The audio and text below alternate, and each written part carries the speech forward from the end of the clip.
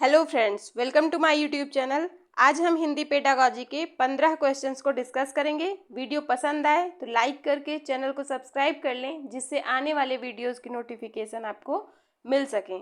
तो चलिए फिर शुरू करते हैं। आज का पहला क्वेश्चन है, कक्षा में कुछ बच्चे गलत वर्तनी का प्रयोग करते हुए लिखते हैं, आप क्या करेंगे?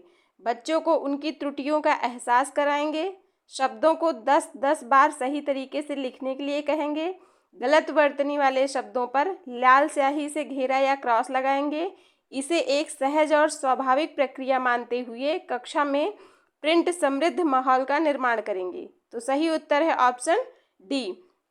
देखिए, बच्चे सीखेंगे तो गलती तो करेंगे ही, सीखने में गलती होना सहज और स्वाभाविक प्रक्रिया है।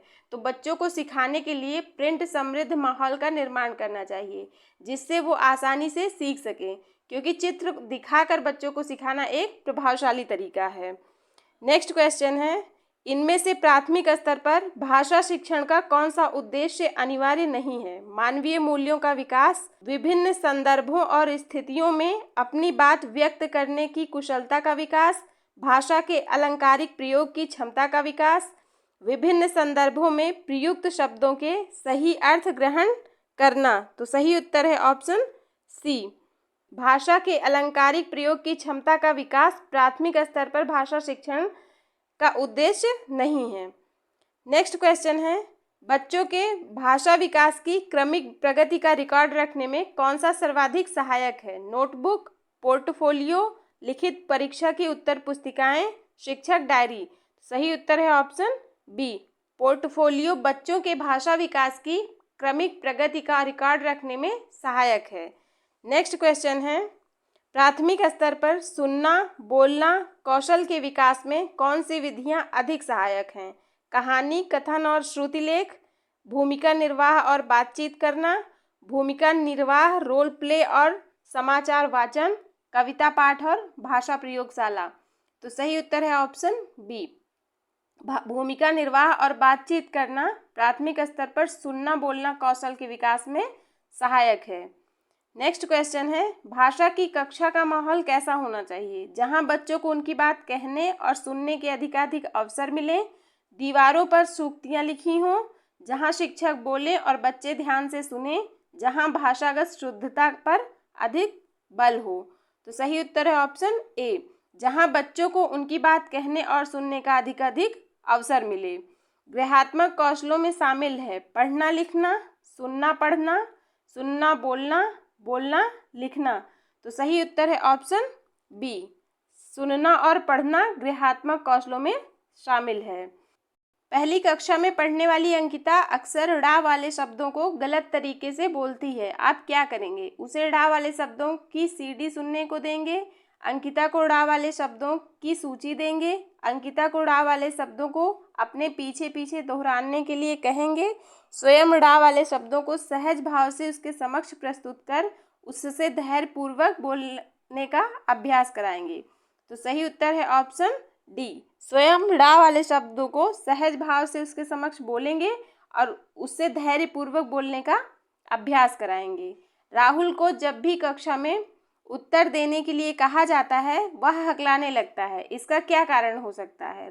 यह राहुल की आदत है, राहुल को सही उत्तर नहीं पता होता, राहुल जानबूझकर ऐसा करता है ताकि जवाब न देना पड़े, राहुल बड़े समूह के सामने अपनी बात कहने में मनोवैज्ञानिक दबाव महसूस करता है। तो सही उत्तर है ऑप्शन डी, राहुल बड़े समूह के सामने अपनी बात कहने में मनोवैज्ञानिक दबाव महसूस करता है, इसलिए वो ज़्यादा लोगों के सामने बोलते समय हकलाने लगता है। पाठ को पढ़ने पढ़ाने के बाद किस तरह के सवाल बच्चों की समझ का मूल्यांकन करने में सहायक नहीं होते? क्यों कैसे वाले प्रश्न, यदि तो वाले प्रश्न, क्या शिक्षा मिलती है वाले प्रश्न, पढ़े गए पाठ से जोड़ते हुए अपने निजी अनुभवों को व्यक्त करने वाले प्रश्न। तो सही उत्तर है ऑप्शन डी, पढ़े गए पाठ से जोड़ते हुए अपने निजी अनुभवों को व्यक्त करने वाले प्रश्न बच्चों की समझ का मूल्यांकन करने में सहायक नहीं होते। राधिका अक्सर लड़का को लका, कमाई होने लगी को कमाई होगी लिखना जैसी गलतियां कर बैठती है। यह इस ओर संकेत करता है कि राधिका को मात्राओं का ज्ञान नहीं है। राधिका के विचारों की तेज गति के साथ उसकी लेखनी नहीं चल पाती, राधिका ध्यान से नहीं लिखती, उसके लेखन के स्तर में सुधार की आवश्यकता है। तो सही उत्तर है ऑप्शन बी, राधिका के विचारों की तेज गति के साथ उसकी लेखनी नहीं चल पाती। लगभग 2 साल के बच्चे तार वाली भाषा टेलीग्राफिक स्पीच का प्रयोग करते हैं। तार वाली भाषा का अर्थ है अंग्रेजी शब्दों का प्रयोग, संक्षिप्त वाक्यों का प्रयोग, तार में प्रयुक्त होने वाले शब्दों का प्रयोग, मुख्य अर्थ को व्यक्त करने वाले संज्ञा, क्रिया, विशेषण आदि 2 शब्दों वाली अभिव्यक्ति। तो सही उत्तर है ऑप्शन डी। तार वाली भाषा का अर्थ है मुख्य अर्थ को व्यक्त करने वाले संज्ञा, क्रिया, विशेषण आदि 2 शब्दों वाली अभिव्यक्ति। प्राथमिक स्तर पर बच्चे किस प्रकार की कविताएं पसंद करते हैं? जिनमें लयात्मकता हो, जो तुकांत ना हो, जो अनिवार्य रूप से राजा रानी से जुड़े हों, जो कोई सीख देती हो। तो सही उत्तर है ऑप्शन ए, जिनमें लयात्मकता होती है। प्राथमिक स्तर के बच्चे ऐसी कविताएं पसंद करते हैं। नेक्स्ट क्वेश्चन है, प्राथमिक स्तर पर आप किस तरह का बाल साहित्य उचित समझते हैं? ऐसा साहित्य जो प्रसिद्ध साहित्यकारों द्वारा लिखा गया हो, केवल कविताएं, केवल कहानियां, ऐसा साहित्य जिसमें शब्दों और घटनाओं का दोहराव हो। तो सही उत्तर है ऑप्शन डी। प्राथमिक स्तर पर बाल साहित्य के रूप में वो साहित्य ज़्यादा उचित समझे जाते हैं जिसमें शब्दों और घटनाओं का दोहराव हो। प्राथमिक स्तर पर बहुसांस्कृतिक पृष्ठभूमि वाली कक्षा में बच्चे लक्ष्य भाषा के परिवेश से भाषा अर्जित करते हुए उसे शुद्ध अशुद्ध के रूप से पहचानते हैं। धीमे धीमे भाषा के रचनात्मक प्रयोग का अभ्यास करने लगते हैं, व्याकरणिक नियमों की शुद्धता को परखते हैं, लक्ष्य भाषा की अपनी भाषा से तुलना करते हैं।